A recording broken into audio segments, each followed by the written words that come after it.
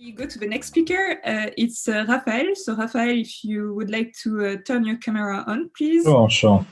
Raphael is working at Magic Lamp, and his company specializes in artificial intelligence development and consulting services for companies in different applications. So, exactly. So just share my screen. Yeah, you have 15 minutes. Thank you. Perfect. Just tell me when it will be fine for the screen. Shall be fine now, right? Yeah, that's great. Perfect. Perfect. So hello everybody. So I'm Raphael Lasri, and I will speak to you a little bit about our structure, Magic Lamp. First, let's just start with our ambition. So our ambition is quite simple. The point is to gather researchers from different horizons to build really cutting-edge solutions. So this comes on our DNA from the other founders and myself. In fact, we were at the time 3 PhD students. So I was in theoretical physics at Paris-Saclay. Thomas was a PhD student in combustion at Centrale, Laboratoire M2C, and Marie was also doing theoretical physics a little bit earlier than us at Jussieu, while Antonin, that we have met when we were at École Normale Supérieure Paris-Saclay, was finishing his second year of master. And one of the messages that I want to give to you is that being both scientist and entrepreneur is possible. So to say a little bit more on our structure, as Zoe told you before, we have really 3 poles of expertise. The first one is consulting. So we are performing consulting for every kind of complex problem, but mostly using artificial intelligence and explainable artificial intelligence. Research, for sure, we are still pursuing an academic research, both fundamental and applied, and we are also proposing formations because we think that this is really a key point to avoid any problem using technology and especially using AI. So I will just tell you a little bit about the story of Magic Lamp, because I was exactly in the same position that you are now 3 and 4 years ago. And I think that we all have this kind of dilemma, which is maybe a little bit bold, but shall we go to research or shall we go to money? By money, I'm not speaking about high profit, but I'm only speaking about stability, meaning that especially if you are in a fundamental field, if you know that the next position opening will be around 2037 or maybe 2039, it's a little bit kind of a problem in order to plan really a research career. So if you are here, you are really already aware of this problem, and you maybe want to choose between a scientific path, a research classical path, or maybe a more entrepreneurship path, or going directly to a business or to an engineering field. And well, in 2017, I was doing my PhD, and we didn't really had a garage, but we started in our living room at the time. And the purpose was to say, okay, maybe we can do both. I mean, why not trying to maintain a high level of research and try to get money from that in order to fuel our research. So the initial idea was in 2017, as I told you, between friends, which were all of us were in PhD at this moment. So okay, the living room was maybe a little bit more like that. And the idea was to get money from research and inject this money back to do our research. So this idea, which looked a little bit odd, we started to develop it during our PhD, and we founded our company just after my defense with the motto "Bright Minds for Bright Solutions." So it's not really humble, but this is something that I'm sure that all of you are, and that you can also bring a lot to a lot of businesses. So as I told you, our structure is separated in three areas. The first one is consulting. So we are applying research and development using AI as a service for businesses. So there is a lot of companies which are doing really specialized AI in one field. Let's say our initial bet was, if we are enough scientists, enough researchers, enough young PhD, which comes from different fields, we might have new ideas that will be able to solve complex problems in a large variety of fields. And this is exactly what happened. The point was really to enhance the researcher profile, so not to transfer the knowledge that you had, but to make more visible the experience that each of you learned during his PhD, that you have developed individually. And this allows us to propose a tailored solution for complex systems for, as I said, a large variety of businesses. And the second key point of that is remain at the forefront, both of the scientific state of the art, but also at the technological state of the art. And this worked out pretty well. So just to give you a real concrete idea of what are we doing in Magic Lamp. So in 2019, for example, we helped a music company by developing for them currently the best on the market optical music recognition. So you maybe all know OCR, so optical character recognition. This became completely mainstream. You have an image which contains text, and you are translating the text directly to editable text. So we are doing exactly the same thing for musical sheets, but this comes with a little bit more of a complexity, because for, let's say, Latin alphabet, you have at most 48 symbols to recognize. For music, you have more than 2,000 symbols to recognize, which make things a lot more complicated, but this works very well. We did also some application of natural language processing and understanding that I will come back a little bit about it later, especially for legal application, for anonymization, for comprehension of text. We did a lot of vision also on logo analysis for intellectual property. And we also are currently specializing on explainable AI. So as you all know, this problem with complex machine learning system, they look like black box that you have prediction, but you cannot understand why these predictions are made. And we are developing tools using game theory, using graph theory to try to get a glimpse on this black box, especially for sensitive field, as here, for example, for health insurance pricing.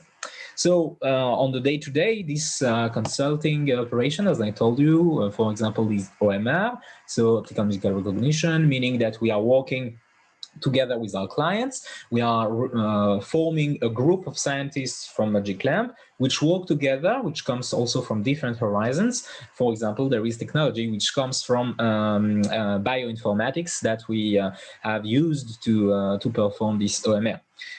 For natural language understanding, we have some physicists which used the graph theory during their PhD, and now they are applying this graph theory coupled with classical AI to develop a natural language understanding of text, meaning that we can understand not only what's the phrase or meaning, which sentiments are they, but for very complex things. Now this is used to assist lawyers by selecting carefully the data that you will present to defend your client, for example.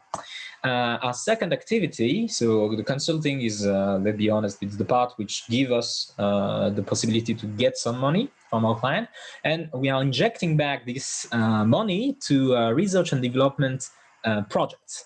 This is important for us because we think that if you did a PhD, if you are doing currently a PhD, you have a scientific mind and you want maybe to apply it to be a researcher that maybe you cannot be on the public sector. But for us, it's also a pathfinder for future developments. It's a bet that if we are injecting resources to do research, we will get some knowledge that will be useful both for us, but also for our clients. The idea is really to have a classical scientific approach, a researcher approach, by proposing original and scientifically proven solution. This is not really a mainstream on the startup world. Maybe you already heard that we need to fake it until you make it. This is I think that this is completely stupid. We are before anything, we are proving it and then using it. And when in Magic Lamp, you can and you are encouraged to continue your publication and communication on your scientific work, both applied or also fundamental. If you have a research plan, you can continue them on your time working for MagicLab. So again, a few examples. We had some success with Give publication PRL, for example, on deep learning application for fundamental nuclear simulation. So this was an interesting thing performed with CEA, with an acceleration of computation with a 5-order acceleration of the complex structure, nuclear structure computation. We were also this year the laureate of the AI for Curie 2020 challenge. So this is a challenge by Institut Curie, so one of the world leader on oncology, and they had a question: can you, with AI, predict the outcome of an immunotherapy? So especially for small cell lung cancer, we proposed them a project that answered not only to the question, can we predict? The answer is yes, but also we try to explain the outcome. So, I mean, the idea is, before everything, we are using this AI on health data on a specific patient to understand how it will react to immunotherapy and why it shall react in this way or another. So we were laureate with them. So we have now a research agreement with Institut Curie, which proved that, well, yes, we want and we will continue to do research besides of doing usual businesses. And the last point is of our activity is professional training, so formations, because for us, transmission is really the key to keep it a science. The big danger with AI, and I'm sure that all of you are perfectly aware of it, you see when we are reading the general press, there is a lot of, let's say, overstatement to be nice, which are done on AI. That we are doing really complex things, that the robots will be there soon and everything. And I mean, this is not a joke. In a lot of businesses, they are just using the word AI as if, 3 centuries before, we were using the word magic, or 2 centuries ago, the word magnetism. So for them, this is really a way, sure, to get money, but this is a little bit of a buzzword that they are using without really understanding what is the problem. And for us, it's really important to teach and educate our customer, to make them understand what are the possibilities, but what also are the limits of the technology, because we have seen a lot of cases where this AI were really not really adapted to the activities of our clients, and they were basically a little bit lost with that, because they were sure that this will solve all of them problem. We need to keep it scientific. We need to keep it in a way that we can really educate our customers on this. And for sure, for us, it's also a way to learn new approaches and critical thinking from our customer in different fields. So for example, we did formation on AI, both for the insurance field or the pharmacy field. So to tell you a little bit more about the particularities of MagicLab, so the results, so we are not an usual startup, as you already have heard. We are fully self-financed, meaning that there is no external capital. We started with really a few bunch of euros, and currently, both for the first year of existence and this year, despite of the COVID crisis, we are still beneficiary, and this led us to the fact that we employed quite a lot of people in 2 years. We have 11 employees currently, from them 6 PhD, which are really the core of our development after 2 years, and really we hope that there will be more recruitment of PhD to come. The other point is that we make the bet that we, all of us, all of the audience, which are scientists, can perform very well as manager, sales representative, etc. And this is something that we are really keeping. We don't have a very commercial profile which take decision, and we are sure that, in fact, for this kind of area where scientific the scientific expertise is really important, scientists should keep the keys, let's say, of the business, and should really explain to the customer what are the limits, what can they expect, and what can they hope from the technology. So if you are interested, there is several benefits to work at MagicLab. First of all, there is advanced computing assets for all of the collaborators, meaning that you will not be limited by computer power that you need to run your calculation. We will not need to go through a complex administrative way to get a simple hard drive or something like that. You have the possibility to keep an active research career, and we encourage this, meaning that you can take some time of your work to advance your previous interest on science. We offer quite a lot of flexibility, meaning that we are really open to remote work, a lot before the current pandemic, and adaptable planning. I mean, as long as you are doing great research, great job, you can work during night. I mean, this is not a problem for us. If we are hiring you, it is fine. We are offering also an intellectually stimulating environment, and well, we hope that from some of you will be our next talents. So I will really like to thank you all, and especially thanks the Caradoc organization. I will be available with some of my colleagues at the Caradoc platform this afternoon, and you can contact me at the mail address and get some more information of our company at this URL. Thanks a lot. Thank you very much, Raphael, for this nice presentation, nice talk. First of all, I would like to say a comment from one of our participants. That was a very good point brought up on the availability of positions in academia for all newly graduated PhD. Of course, we know that it's difficult, so it's very nice that your startup can bring a different economic model, and it was very appreciated. So now, a few questions. The first one is, for instance, how can I apply to a company? So you said just contacting you, but is there a specific type of PhD that you're looking for? And for instance, what are the specific skills or the thing that you're looking for? So in fact, this is a very good question. We are really open-minded about the profile of our PhD. So for sure, PhD from scientific background, but the initial field doesn't really matter. I mean, you can come from physics, you can come from biology, you can come from basically anywhere with some knowledge on algorithmic, let's say. But in fact, we are really eager to know people which are intellectually curious, which are eager to do some research, and which are ready to learn. And on our behalf, and it was already our experience with some of the PhD, either we are paying for formation, for example, to get some 4 months or 5 months formation on machine learning for the candidate if he fit well with us. And also, I mean, during the few first months at MagicLamp, you will be really trained to learn new things. But we are looking for a researcher profile, not for skills. This is really the point that shall be made clear. So basically, anyone can come and talk to us, and we will see if it can be a match. Okay, thank you for this precise answer. Then I have a question. Did pandemic affect you and your company in any way? How did you deal with it, as you're quite a new company? Are you still a startup? Do you still have this definition of your company? I mean, okay, so I will answer by the end of your question.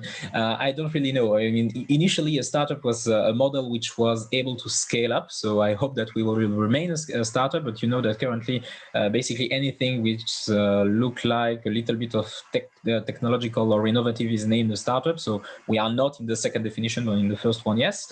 To answer the first part of your question, for the let's say for the pandemic, economically it was fine. Our clients for the moment are still in good terms with us. We are continuing, so we are still beneficiary this year, and we will be also next year. So there is no really risk by coming to see us. We will still be there for at least the 2 next years. Even if all the business will stop today. So for this point is fine. And we did a lot of non-profit work for the hospitals during the crisis, because we tried to propose answer for the question using AI, because I think that this is also something that shall be meaningful for scientists. So. Okay, and maybe one last question. How do you find your customers? How do you find the companies you're interacting with? Because they are quite different. Was it difficult to find the first one? Well, the first one was not difficult because it was on my personal network.